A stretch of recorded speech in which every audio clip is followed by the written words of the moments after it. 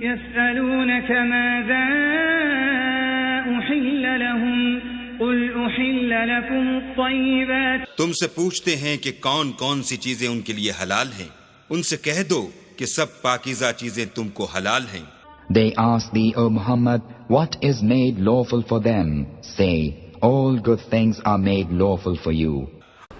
الحمدللہ رب العالمین والصلاة والسلام علی رسولہ محمد وعلی آلہ واصحابہ اجمعین، اما بعد۔ لفظ ہے ایک معاملہ، تو اس کی جمع ہماری عربی میں بھی معاملات ہے، اور اس کا مطلب یہی ہے کہ انسان جب انسان کے ساتھ کوئی معاملہ کرتا ہے، کوئی عمل کرتا ہے، کوئی لے دے کرتا ہے، تو اس کا طریقہ کار کیا ہونا چاہیے۔ اسلام معاملات کو درست کرنے کی تاکید کرتا ہے، اور یہ معاملات اکثر و بیشتر لین دین میں جو ہوتے ہیں وہ ہیں۔ اس میں صاف صاف جو ہدایت کی ہے وہ یہی ہے کہ جائز حلال معاملات کیے جائیں۔ مثلا شے بیچنی ہے، لینی ہے، تو وہ حرام نہ ہو، حلال ہو۔ کوئی یہ نہ سمجھے کہ بھائی میں شے بیچ رہا ہوں تو حرام شے ہے، تو چیز حرام ہے، اس کی قیمت تو حرام نہیں ہے۔ اس بارے میں بھی نبی صلی اللہ علیہ وسلم نے فرمایا کہ ان اللہ اذا حرم شیئا حرم ثمنہ، اللہ جب کسی شے کو حرام قرار دیتا ہے تو اس کی قیمت کو بھی حرام قرار دیتا ہے۔ تو اس معاملے میں جو پہلی سی بات ہے جو بڑی اہم ہے وہ یہی ہے کہ دین نے ہمیں یہ سمجھایا ہے کہ قولوا قولا سدیدا، جب بھی کوئی معاملہ کرو اس میں بات بالکل سیدھی کرو، سیدھی بات۔ تو سیدھی سے مراد یہی ہے کہ کسی کو دھوکہ نہ دو، کسی کو غلط چیز نہ دو، اور اسی طرح جھوٹ نہ بولو، ملاوٹ نہ کرو۔ یہ سب ایسی چیزیں ہیں جو قول سدید میں آ جاتی ہیں کہ ایک ذمہ دار آدمی جو شاید دینا چاہتا ہے، بیچنا چاہتا ہے، یا کوئی شے یعنی کسی کو یعنی پیسے بھی دینا چاہتا ہے، تو اس میں قول سدید ہو، اس میں کوئی دھوکہ نہ ہو، اس میں جھوٹ نہ ہو۔ تو آپ دیکھیں کہ قرآن مجید کے علاوہ احادیث میں بھی اللہ کے رسول صلی اللہ علیہ وسلم نے بیع کا جو معاملہ ہے، تجارت کا معاملہ، اس میں یہ سخت پابندیاں عائد کی ہیں کہ جس میں کوئی جھوٹ نہ ہو، کوئی ملاوٹ نہ ہو، کوئی دھوکہ نہ ہو، اور اسی طرح ناپ تول میں کمی نہ ہو۔ یہ قرآن مجید کی بڑی تاکید ہے۔ وَيْلٌ لِّلْمُطَفِّفِينَ الَّذِينَ إِذَا اكْتَالُوا عَلَى النَّاسِ يَسْتَوْفُونَ۔ بتایا جب لوگوں کو تول کے دیتے ہیں تو پیسے پورے پورے لیتے ہیں، مگر چیز میں دیتے وقت ڈنڈی مار دیتے ہیں۔ اس طرح ناپ تول میں بھی یہی ہوتا ہے، ناپ میں بھی کہ زمین لی 10 گز کی اور اس کو 9 گز کی بنا کے دے دیا۔ تو یہ سب چیزیں جو ہے نا، اس کے لیے فرمایا ویل، تباہی ہے۔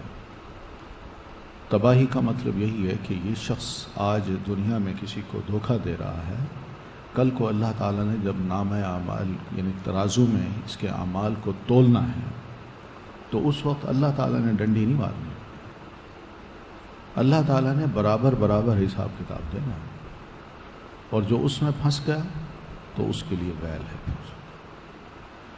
تو یہی چیز آگے دیکھیے کہ بازار میں جب ہم جائیں تو کبھی کبھی گرانی ہوتی ہے، چیزیں بڑی مہنگی ہوتی ہیں، اور ہم کہتے ہیں مہنگائی زیادہ ہو گئی ہے۔ تو یہ ہمارے ہاں کچھ لوگ ہوتے ہیں، ہر سوسائٹی میں ہوتے ہیں اور پہلے بھی تھے، کہ جب انہوں نے محسوس کیا کہ بازار میں اس چیز کی ضرورت ہے اور چیز موجود نہیں ہے، تو بڑے بڑے سرمایہ دار لوگ پیسوں کو لے کے چلے جاتے ہیں۔ مثال کے طور پر کوئی قافلہ آ رہا ہے سامان لے کے، سیریا سے آ رہا ہوتا تھا، تو ابھی وہ شہر نہیں پہنچا تو راستے میں ہی اس کو مل گئے اور کہا کہ یہ سب چیزیں مجھے کتنے کی دیتے ہو؟ اس نے کہا اتنے کی۔ اس نے اس کو دی، پیسے دیے، چیز لے لی۔ اب بازار میں آ کے وہ اپنی مرضی کا ریٹ لگاتا ہے، تو یہ ہے قیمتوں سے کھیلنا۔ شریعت نے اس سے بھی منع کیا ہے۔ بلکہ یہ فرمایا کہ سب کو بازار میں آنے دو. جب بازار میں آئیں گے تو وہاں جو اس وقت ریٹ لگیں گے وہ مارکیٹ میں بیٹھے لوگ جو ریٹ لگائیں گے وہ جس طرح بھی لگائیں گے اس سے قیمتیں چڑھیں گی نہیں. کم از کم یہ ہے کہ ہر بندے کی ضرورت کے مطابق وہ اپنی اپنی چیز لے لے گا، اور جب وہ لے گا تو اس کی قیمتوں کا پتہ دوسروں کو بھی چل جائے گا، گاہکوں کے دوسرے گاہکوں کو بھی پتہ چل جائے گا، اور اس کو بھی اندازہ ہو جائے گا کہ میں نے یہ چیز اگر 10 روپے کی لی ہے تو پروفٹ زیادہ سے زیادہ میں 12 روپے کر لوں بس، یا 11 روپے کر لوں.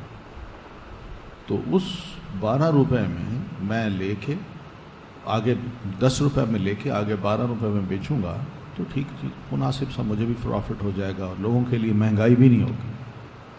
مگر ہوتا یہ ہے کہ چیز لے لی جاتی ہے، مارکیٹ میں ہوتی نہیں، پھر اپنی مرضی کے ریٹ لگا کے 10 کی لی ہوئی چیز اس کے 25 روپے لگا کے مارکیٹ میں بیچی جاتی ہے.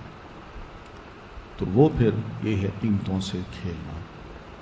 نبی صلی اللہ علیہ وسلم سے عرض کی گئی صحابہ کرام نے یا عرض کی مارکیٹ کے لوگوں نے کہ آپ ہمارے لیے چیزوں کی قیمتیں مقرر کر دیں تاکہ یہ بار بار جو ہے نا اتار چڑھاؤ ہوتا ہے مارکیٹ میں قیمتوں کا، یہ ختم ہو جائے. تو آپ نے فرمایا ان اللہ هو المسعر، اللہ تعالیٰ یہ قیمتوں کو بنانے والا، قیمتوں کا تعین کرنے والا، القابض، اور وہی ہے جو چیزوں کو لے بھی لیتا ہے.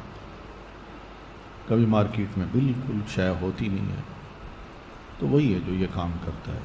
الباسط، اور وہی ہے جو کہ خوب فراخی پیدا کرتا ہے. کبھی چیزیں مارکیٹ میں بہت آ جاتی ہیں تو جب وہ قابض بھی ہے باسط بھی ہے تو ریٹ کیسے مقرر ہو سکتا ہے؟ وہی خود ہی ریٹ مناتا ہے، کیونکہ بعض اوقات چیزیں مارکیٹ میں پڑی ہوتی ہیں، خریدار ہی نہیں ہوتا. وہ کہتا ہے چل بھائی 2 روپے کی لے لو، ہوتی 20 روپے کی ہے، 200 روپے کی ہے، وہ کہتا ہے 2 روپے کی بھی لے لو، کوئی بات نہیں. تو اس طرح بھی کیفیت ہو جاتی ہے. تو اللہ تعالیٰ الباسط بھی ہے کہ چیزوں کو ہر فراخی پیدا کرنے والا ہے. ہر شے جو مارکیٹ میں آتی ہے اللہ اس کو بڑی زبردست کوانٹٹی میں بھیج دیتا ہے مارکیٹ میں، اور اس وقت چیزیں سستی ہوتی ہیں. ٹماٹر لینے جائیں، پیاز لینے جائیں، بہت بڑے ہوتے ہیں، بہت بڑے ہوتے ہیں،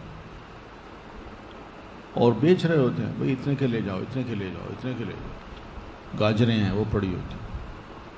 تو منڈی میں ان چیزوں کو اگر جا کے لیا جائے تو سستی ہوتی ہیں، لیکن منڈی میں دکاندار جا کے جب لے آتا ہے تو اس کو اور سستی ملتی ہیں، اور جب وہ اپنی دکان پہ آتا ہے تو ایک معمولی سا نفع رکھ کے وہ آگے بیچ دیتا ہے بس.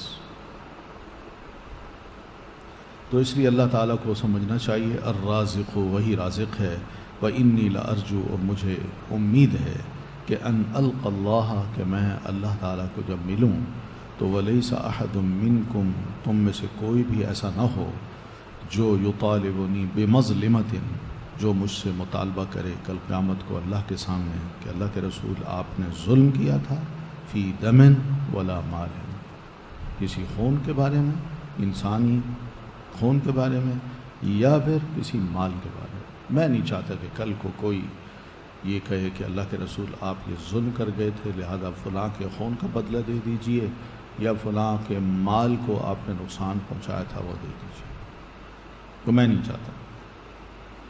تو بہرحال نرخ کا مقرر کرنا یہ ممنوع تو ہے، مگر اس کا دوسرا مطلب یہ کہ حکومت خود بھی مارکیٹ پر نظر رکھے. کہ بہت سے لوگ ہوتے ہیں جو بلیک میل کرتے ہیں یا بلیک میلر ہوتے ہیں، ٹھیک ہے نا. تو اس لیے حکومت جب نظر رکھے گی اور ریٹ مقرر کرے گی اور پابند کر دے گی تاجر کو کہ بھئی مارکیٹ میں یہ چیز اتنے کی مل رہی ہے، تم زیادہ سے زیادہ اتنا نفع کما کے آگے بیچ سکتے ہو. تو وہ جب ریٹ مقرر کرتی ہے حکومت تو یہ جائز ہے. لیکن ریٹ مقرر نہ کرنا جب شریعت نے نہیں کیا تو اس کا یہ مطلب بھی نہیں کہ ہم لٹیرے بن جائیں، ہم جس طرح چاہیں اپنی شے کو بیچیں، جو چاہیں مارکیٹ میں ریٹ لگائیں. تو اس طرح تو غریب آدمی کچھ کھا نہیں سکے گا، پی نہیں سکے گا.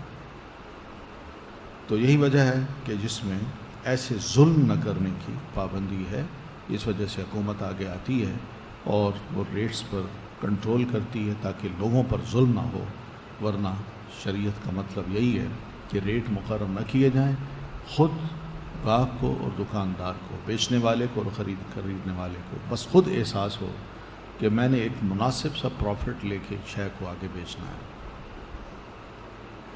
اتنا ہے، یہی کافی ہے۔ مگر وہ کچھ ہو رہا ہے نا، بڑے بڑے جو سرمایہ دار ہوتے ہیں اپنے پیسوں کو رکھتے ہیں، تو عین موقع پر مارکیٹ کی جب کسی شے کی قلت ہو جاتی ہے تو وہ دیکھتے ہیں کہ اب ضرورت لوگوں کی پڑے گی، تو ان تمام چیزوں کو خرید کے اپنے ہاں کنٹرول کر کے اپنے ہاں اس کو جمع کر لیتے ہیں، جس کو کہتے ہیں ذخیرہ اندوزی۔ تو نبی علیہ السلام نے اس ذخیرہ اندوزی کو منع کیا، آپ نے منع کیا کہ لوگوں کو ضرورت ہو اور ایک بندہ ساری چیزوں کو لے کے لاک کر کے رکھ دے اپنے گودام میں، اور پھر اس انتظار میں رہے کہ مارکیٹ میں اس کا ریٹ کب زیادہ ہوتا ہے تو میں اپنی چیزیں نکال کے بیچ دوں۔ تو اس کو بھی نبی علیہ الصلاۃ والتسلیم نے فرمایا کہ ظلم ہے، بلکہ آپ نے فرمایا ایسا شخص ملعون ہے، لوگ بھوکے مر رہے ہیں اور اس کو اپنے پیسوں کی پڑی ہوئی، لوگوں کے پاس قوت خرید نہیں ہے، لوگ ضرورت مند ہیں اس چیز کے، لیکن یہ انتظار کر رہا ہے کہ کب ریٹ بڑا ہوتا ہے اور میں پھر مارکیٹ میں لے آؤں، اس کو زیادہ سے زیادہ نفع کما لوں اور اپنی مرضی کی قیمت لگا دوں اس کی۔ تو آپ نے فرمایا لا يحتکر الا خاطئ، یہ جو ذخیرہ اندوزی کرنے والا ہے یہ گناہ گار انسان ہے، وہی کر سکتا ہے اور کوئی نہیں کر سکتا، یعنی جس کو نیکی کا خیال ہی نہ ہو، لوگوں پر ترس ہی نہ آتا ہو، اس کو اپنی پڑی ہوئی ہو کہ میں زیادہ سے زیادہ پیسے بنا لوں، وہ حریص ہو، تو یہ حرص اس کو گناہ پر اکساتا ہے اور نیکی کی طرف نہیں لے آتا۔ پھر اسی طرح آپ فرماتے ہیں بئس العبد المحتکر ان سمع برخص ساءہ وان سمع بغلاء فرحا، بہت برا ہے وہ انسان جو ذخیرہ اندوزی کرتا ہے، جب مہنگائی ہوتی ہے تو اسے برا محسوس ہونے لگتا ہے، اور نہ جب سستا، یعنی بازار میں ارزانی کا مطلب سستی ہوتی ہے مارکیٹ، تو اسے برا محسوس ہونے لگتا ہے، اور جب مہنگائی ہوتی ہے تو وہ خوش ہوتا ہے کہ اچھے ریٹ مل جائیں گے مجھے، خوب پیسے میں بنا لوں گا۔ تو آپ فرماتے ہیں الجالب مرزوق والمحتکر ملعون، بازار میں جو مال لے کے آتا ہے اللہ اس کو رزق دے دیتا ہے، اور جو بازار راستے میں ہی سامان لے کے اس کو سٹور کر لیتا ہے، گودام میں بند کر دیتا ہے اور ذخیرہ اندوزی کرتا ہے، اس پر لعنت بھیجی جاتی ہے۔ تو بہرحال تاجر کو سمجھایا ہے کہ وہ کس طرح نفع کمائے، اور نفع حلال کون سا ہوتا ہے اور حرام کون سا ہوتا ہے۔ پھر اسی طرح بازار کی آزادی میں کچھ مصنوعی مداخلت کی جاتی ہے، وہ یہی ہے جیسے میں آپ کو بتا رہا تھا کہ ایک شہری ہے، اس کو پتہ ہے مارکیٹ میں اس شے کا یہ ریٹ ہے، اب تو وہ مارکیٹ سے باہر راستے میں ہی دور نکل کے قافلے کو پہلے ہی مل لیتا ہے اور اسے کہتا ہے ہاں بھائی شے بیچو مجھے، تو وہ بیچ دیتا ہے، اس کو پتہ نہیں کہ آگے مارکیٹ میں اس کا کیا ریٹ ہے، تو وہ اس کو تھوڑا سا نفع دے کے زیادہ سے زیادہ نفع خود کمانا چاہتا ہے، تو یہ مصنوعی مداخلت جب وہ کرتا ہے تو اس کو بھی ہمارے دین نے پسند نہیں کیا، بلکہ آپ صلی اللہ علیہ وسلم نے فرمایا، صحابہ کہتے ہیں کہ نہینا ان یبیع حاضر لباد ولو کان اخاہ لابیہ و امہ، ہمیں اس بات سے منع کیا گیا تھا کہ کوئی شہری کسی دیہاتی کا مال خرید فروخت نہ کرے، خواہ وہ اس کا سگا بھائی کیوں نہ ہو، اس کو شہر میں آنے دے، دیہاتی کو شہر میں آنے دے۔ پھر اس کے بعد آپ یہ فرماتے ہیں لا یبیع حاضر لباد دعوا الناس یرزق اللہ بعضهم من بعض، کوئی شہری کسی دیہاتی کا مال فروخت نہ کرے، لوگوں کو ان کے حال پر چھوڑ دیجئے، اللہ ان کو ایک دوسرے کے ذریعے رزق دے گا، یعنی دیہاتی کو آنے دیں شہر میں، وہاں اس کو مل جائے گا رزق، لیکن بندہ پہلے ہی پہنچے اس کے سستی لے لیتا ہے تو یہ ظلم ہے۔ پھر یہ ہے کہ دلالی کرنا یہ جائز ہے۔ دلالی کا مطلب کیا ہوتا ہے؟ یہی کہ مثلا میں کوئی ریئل اسٹیٹ آفس کھول لیتا ہوں جس میں میں کہتا ہوں لوگ پلاٹ خریدیں، دکانیں خریدیں ہیں، اس کرائے پہ مکان لینا چاہیں، مکان خریدنا چاہیں، تو میں اب بیچ میں بیٹھ گیا. اب مکان بیچنے والا آتا ہے میرے پاس، مجھے کہتا ہے جی میں نے مکان بیچنا ہے، کوئی گاہک ہے، تو یہ گاہک کو تلاش کرتا ہے، ان دونوں کو ملا دیتا ہے اور اپنی ایک پرسنٹیج وہاں مقرر کر لیتا ہے کہ میں نے چونکہ آپ دونوں کو ملایا ہے اور آپ کا سودا بھی کروایا، اس کا ذمہ دار بھی میں بنا ہوں، تو لہذا یہ اس کو کہتے ہیں دلالی. یہ کوئی بری چیز نہیں ہے. بہت سے کام ہیں جو دنیا میں ایسے ہی ہو رہے ہیں. آج کل ٹیلی فون پہ بھی ہو رہے ہیں، بہت سے کام ٹیلی فون پہ ہو رہے ہیں. کسی کو ضرورت ہے، میں نے آفس کھول لیا، کوئی ضرورت ہے، کہتے ہیں جی یہ چیز ہے آپ کے پاس، تو کہتے ہیں ہاں پتہ کرتا ہوں، میں آپ کو بتاتا ہوں.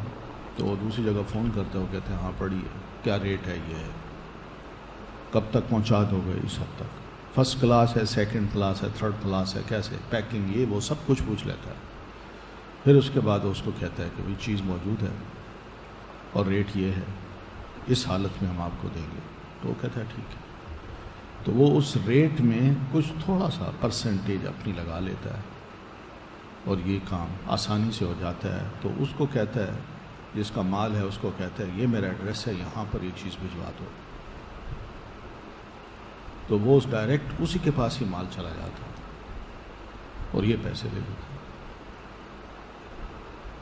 تو یہ چیز کوئی بری نہیں ہے، ایک محنت ہے انسان کی اور جائز ہے، کوئی اس میں دھوکہ نہیں ہے، فراڈ نہیں ہے. تو اس طرح کے کام ہو سکتے ہیں. ٹھیک ہے. پھر اس کے بعد ہے ناجائز نفع اندوزی اور دھوکہ دہی، یہ حرام ہے. یہ پڑھ چکے ہیں. یعنی نفع ہے، تھوڑا سا انسان لے لے. یعنی آج کل تو حرص یہ ہے کہ میں ایک چیز لیتا ہوں اور میری خواہش یہ ہوتی ہے کہ 1000% میں اس کا فائدہ اٹھاؤں. اتنا، اور لوگ کر رہے ہیں. میں نے شاید آپ کو مثال دی تھی کہ آپ ٹوٹی فروٹی کھانے جائیں آپ 5 اسٹار ہوٹل میں، تو اگر دیکھیں وہ شاید کیا ہے، بالکل مختصر سے، لیکن اس کے زیادہ سے زیادہ اس پہ 10 روپے لگے ہوں گے، مگر وہ اس کا پروفٹ لیتا ہے. وہ کہتا ہے جی اس کی 500 روپے، 600 روپے، 700 روپے یہ آئس کریم کی پرائز سے آپ دے دیجیے. تو ہم دے دیتے ہیں. اب سوچیں 10 روپے کی چیز وہ 700 روپے میں بیچ رہا ہے، اس کے اخراجات نکال بھی لیں تو کتنے ہوں گے؟ 20 روپے ہوں گے.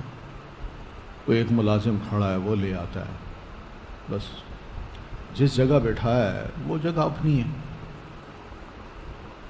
تو پھر اس کے بعد وہی ملازم آتا ہے، وہ آ کے شے پیش کرتا ہے، وہ لے جاتا ہے، برتن کو دھونا ہے بس. اور اس ملازم کی اس تھوڑی دیر کی ایک تنخواہ ہے،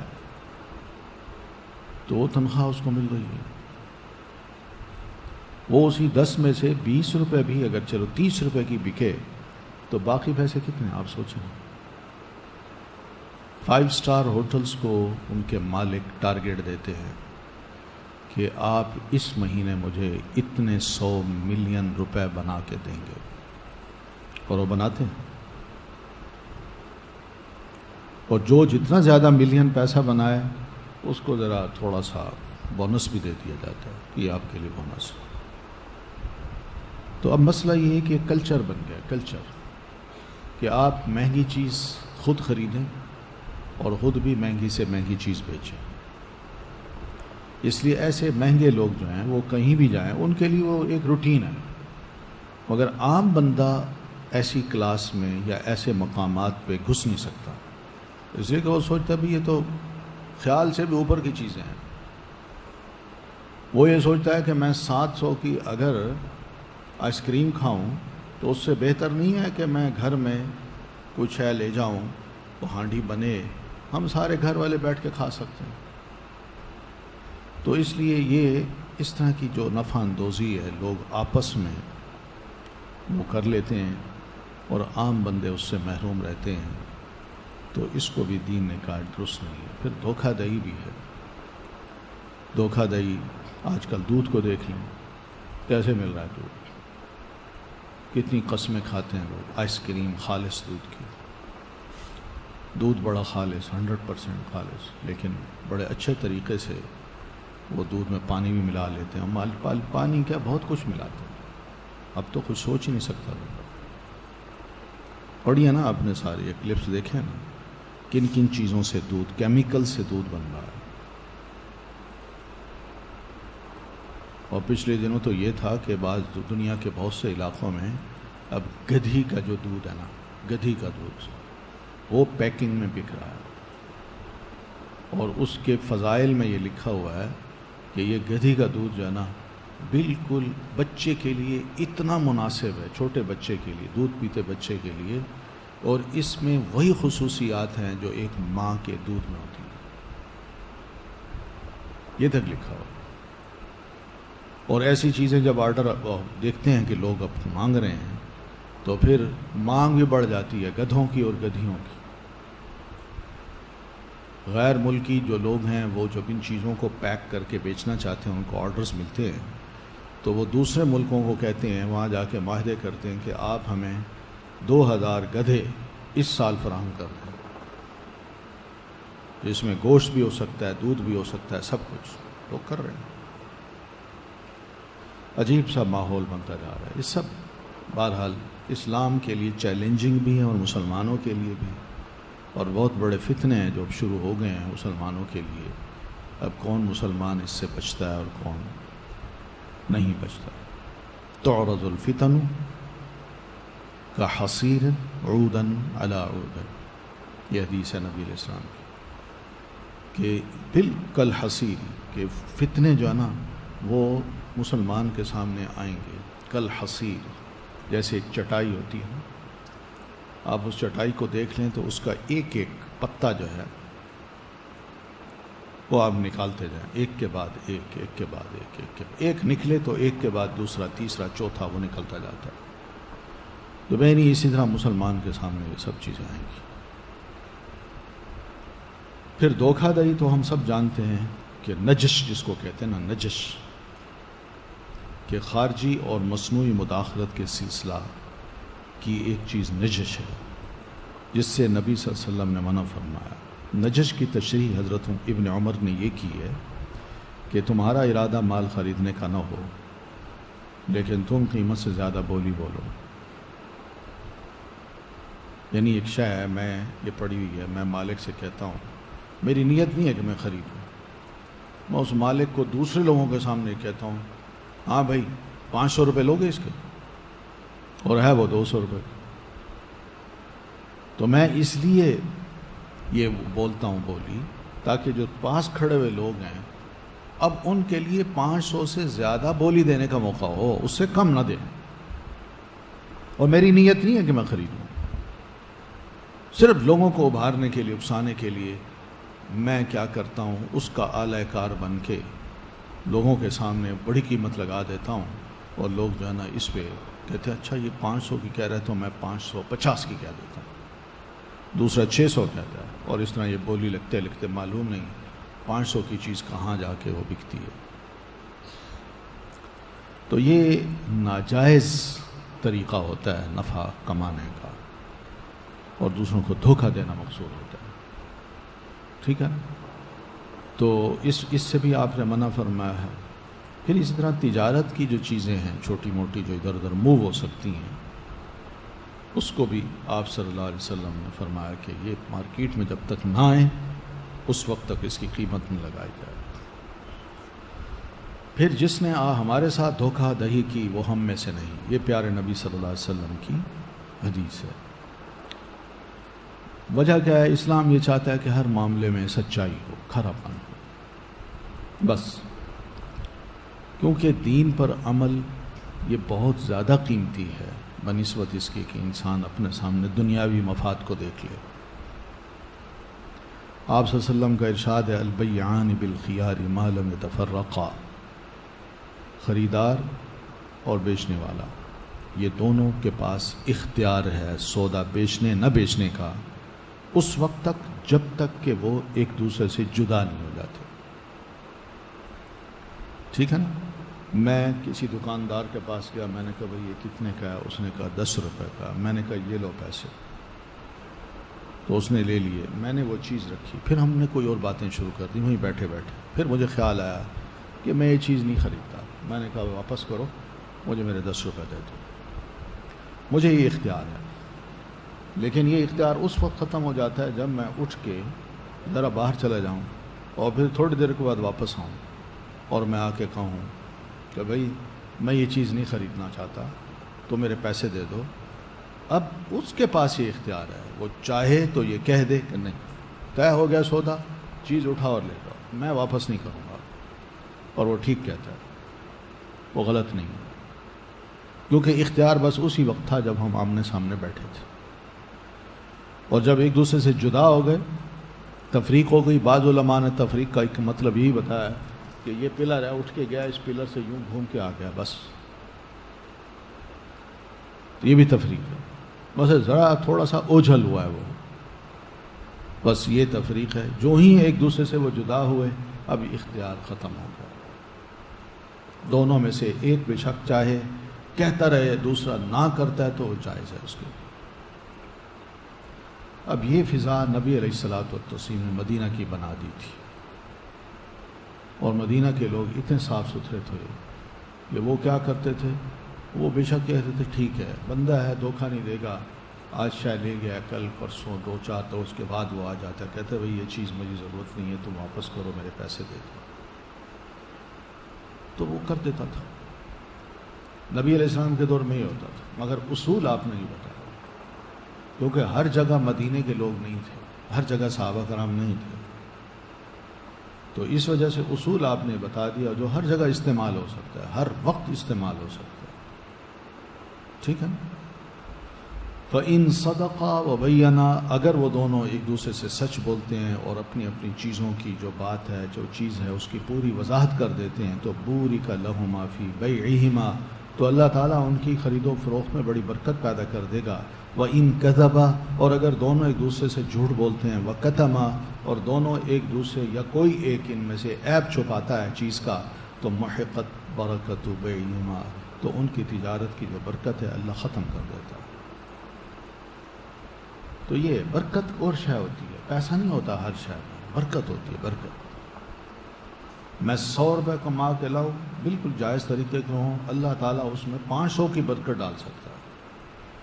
لیکن جب میں 500 غلط طریقے سے کما کے لاؤں گا تو اللہ تعالیٰ اس میں ایک دھیلے کی برکت بھی نہیں ڈالتا.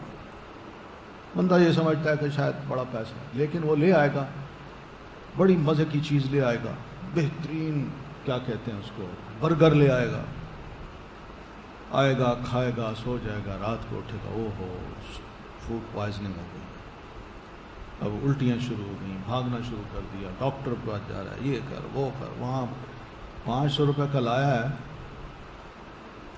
5000 روپے خرچ کرنے پڑ گئے. کہاں گئی برکت؟ اس طرح اللہ تعالیٰ وہ برکت اٹھا لیتا ہے. پھر اسی طرح نبی علیہ الصلوۃ والتسلیم نے مارکیٹ کا دورہ کیا تو وہاں بھی آپ نے دیکھا کہ لوگ چیزیں بیچتے ہیں. تو ایک دکاندار کے پاس گزرے، گندم کی ڈھیری پڑی تھی، آپ نے یوں ہاتھ مارا تو اندر سے گیلی تھی. اور یہ کیا ہے؟ تو اس نے جواب میں کہا کہ بارش کی وجہ سے نمی پیدا ہو گئی ہے. آپ نے فرمایا پھر تم اس گیلے غلے کو اوپر کیوں نہیں کرتے؟ تم اوپر والے غلے کو خشک دکھا کے لوگوں کو بتا رہے ہو یہ غلہ ہے میرے پاس، اور جب وہ دیکھے گا تم سے کہے گا کیسے، تم نے ریٹ بتا دینے، تو پھر اس نے کہنا مجھے اتنے کلو دے دو، تم نے اٹھا کے دے دینا اس کو پیک کر کے. لیکن گیلا ہونے کی وجہ سے وہ زیادہ بھاری بھی ہوگا، اور اس طرح تم نفع بھی زیادہ کما لو گے، اور بظاہر یہ بتا رہے ہو کہ مارکیٹ کا ریٹ ہے. آپ نے یہ دھوکہ ہے. من غش فلیس منا، جو بھی اس قسم کی دھوکہ بازی کرتا ہے اس کا ہم سے کوئی تعلق. تو بہرحال یہ ہوتا تھا، حتیٰ کہ لوگ ایک دوسرے کو بکری بیچتے تھے یا لونڈی بیچتے تھے تو اس کے بارے میں بھی بتا دیتے تھے کہ بھائی اس بکری میں یہ خرابی ہے، یہ لونڈی جو ہے، جیسے حسن بن صالح کا قصہ ہے کہ انہوں نے ایک لونڈی فروخت کی، خریدنے والے اس کو بتایا کہ بھئی اس لونڈی نے ایک بار خون تھوکا تھا. کل کو یہ نہ کہنا کہ بھئی یہ تو بیمار تھی، یا اس کو آج کل کو کیا ہوتا ہے، بیماری کیا ہوتی ہے،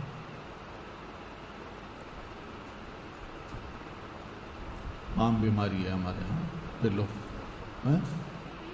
ٹی بی کی بیماری. پھر اسی طرح جو بیچنے والا ہے اس کو منع کیا آپ نے کہ زیادہ قسمیں نہ کھائے. مال کو بیچتا ہے، اللہ کی قسم میں نے 20 روپے کا خریدا ہے اور آپ کو 20 کا ہی دے رہا.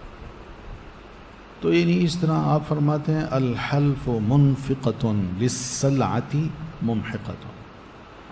قسم شے کو بچوا تو دیتی ہے مگر برکت مٹا کے رکھ دیتی ہے. اس لیے زیادہ قسمیں نہیں کھانی چاہیے. انسان اپنے آپ کو بااعتماد بنائے دوسروں کی نظروں میں بھی کہ میں ایسا بندہ ہوں، مجھ پر بھروسہ کیا جا سکتا ہے. بس لوگ بھی بڑے سیانے ہوتے ہیں. مارکیٹ میں جو ریڈی والا ہوتا ہے نا، ریڈی والا وہ بھی اتنا سیانا ہوتا ہے کہ وہ گاہک کو دیکھ کے نا پہچان لیتا ہے کہ اس کو میں نے یہ شے کیسے بیچی. آپ جائیں میں جاؤں، دیکھیں کبھی شریف سے آدمی ہیں، داڑھی والے ہیں، حجابی عورت ہے، اس کو تھوڑی سی بات ایسی کروں کہ دیکھیں یہ بڑی اچھی چیز ہے، کوئی دھوکہ نہیں ہے، کوئی فراڈ نہیں ہے، میں سچ سچ بتا رہا ہوں. بندہ کہتا ہے اب کیا کریں، اب اس کے علاوہ اور کیا اس کی باتیں سنیں. ٹھیک ہے جی دے دو، لے لیتا ہے. لیکن گھر آتا ہے تو اس کو دیکھتا ہے تو شے اور ہوتی ہے. میں ابھی پچھلے دنوں دو ہفتے کی بات ہے، اسی کراچی کمپنی ایسے کیا کوئی شے خریدنا، تو کوئی تھا دکاندار ریڈی والا، تو میں نے کہا یہ چیز مجھے چاہیے. اب اس نے دیکھا بندہ کچھ کیسا ہے، کہتے سیدھی سیدھی بات کروں. میں نے کہا، کہتے 1 نمبری مال چاہیے یا 2 نمبری. میں نے کہا دونوں دکھا دو. تو اس نے دونوں دکھائے.